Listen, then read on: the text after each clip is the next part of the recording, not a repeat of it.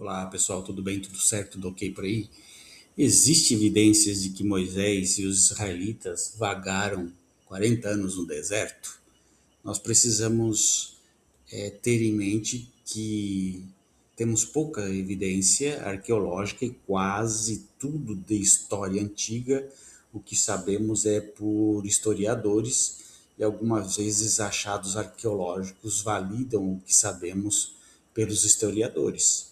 Na Grécia Antiga, via-se também a história como meio de demonstrar exemplos, embora não modelos de acontecimentos futuros. Assim mesmo, assim mesmo de Heródoto, os historiadores realizavam um exame crítico do passado e os fatos supostamente acontecidos.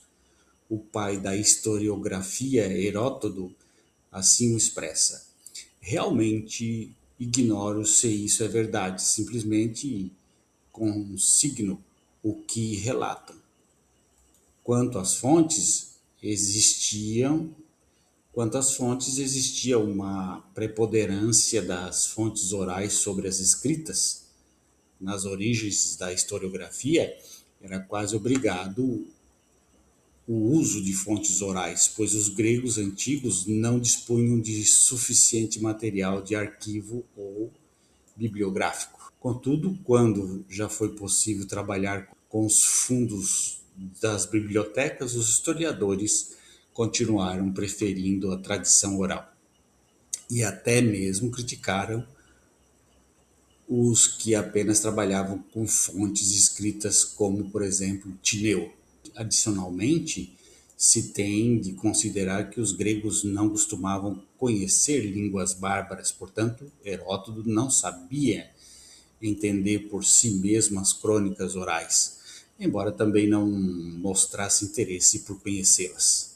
A escolha da tradição oral implicava a necessidade das primeiras reflexões quanto ao método histórico, como é a crítica das fontes, a sua relação e a graduação segundo o valor dos testemunhos recolhidos. Daí, por exemplo, o seu empenho em mostrar todas as versões reconhecidas, embora considerasse algumas errôneas. Assim mesmo, a tradição oral obrigava a estabelecer uma cronologia que ordenasse os fatos isolados após a sua recopilação. As fontes escritas ficavam relegadas aos arqueólogos ou antiquaria, ou seja, para o estudo dos tempos remotos. Voltando ao assunto, podemos dizer que há fontes bibliográficas reservadas até agora pelos judeus, porém com algumas evidências arqueológicas para corroborar, como a primeira cidade conquistada pelos israelitas ao entrar em Canaã, Jericó, escavações arqueológicas na cidade de Jericó, e a antiga Jericó, descrita no Velho Testamento como a cidade das palmeiras, abundantes campos ao redor de Jericó têm feito dela um sítio atrativo para a habitação humana por milhares de anos. Ela é conhecida na tradição judaico-cristã como o lugar do retorno dos israelitas da escravidão no Egito, liderados por Josué, o sucessor de Moisés. Arqueólogos têm escavado os remanescentes últimos 20 sucessivos assentamentos em Jericó, o primeiro que data de antes de 11 mil anos atrás, 9 mil anos antes de Cristo, é considerada a cidade mais antiga ainda existente, com mais de 10 mil anos. As escavações em Jericó foram iniciadas pela primeira vez em 1968 pelos britânicos, mas com pouco sucesso, eles suspenderam os trabalhos. Após 30 anos, pesquisadores alemães chegaram ali, liderados pelo professor Selin. Eles perceberam imediatamente que a expedição inglesa não estava cavando fundo suficiente.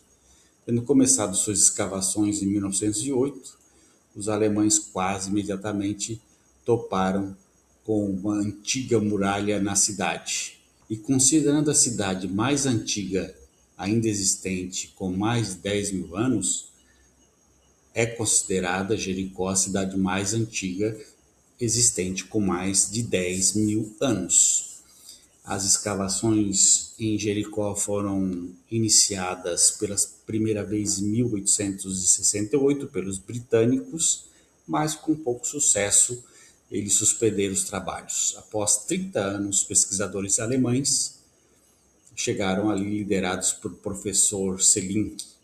Eles perceberam imediatamente que a expedição inglesa não estava cavando suficientemente profundamente, tendo começado suas escavações em 1908. Os alemães quase imediatamente toparam com uma antiga muralha da cidade. Os arqueólogos mediram cuidadosamente essas estruturas incríveis e começaram a procurar os pontos fracos que poderiam entrar em colapso. A estrutura da parede externa era de aproximadamente 1,5 metros e da parede interna chegava a 3,5 metros. A distância entre elas chegava aproximadamente a 3, 4 metros. E, no entanto, essas estruturas grandiosas realmente caíram, com grandes partes das paredes externas desabando para fora e as internas para dentro. E cientistas modernos acreditam que elas entraram em colapso devido a um terremoto do Vale do Jordão, perto do Mar Morto. Os alemães deixaram a colina de Jericó, que consistia em cacos e fragmentos de tijolos misturados com solo. Sabiam pela Bíblia que a cidade foi posteriormente reconstruída e entregue a Benjamim. Mais tarde, a cidade foi capturada por Eglon, o rei de Moabe. Jericó era chamada a Cidade das Palmeiras, que ainda ali crescem em abundância, tamareiras e árvores de bálsamo. Então, os filhos dos profetas se estabeleceram ali, os quais disseram que a localização da cidade era boa, mas a água ali não era boa. Então o profeta Eliseu realizou o seu primeiro milagre. Ele jogou sal na água e a água ficou saudável. Muito bem, é isso aí por hoje. Entendemos que a existência, evidências de que Moisés e os israelitas vagaram 40 anos no deserto, ela é bastante questionada. Primeiro porque Moisés é quase que 100% dos estudiosos afirmam que ele não existiu. E também quase 100%, é lógico, afirmam que esses 40 anos no deserto também não existiram por falta de material arqueológico no deserto que prove esta possibilidade desses 40 anos no deserto. Um grande abraço, tchau.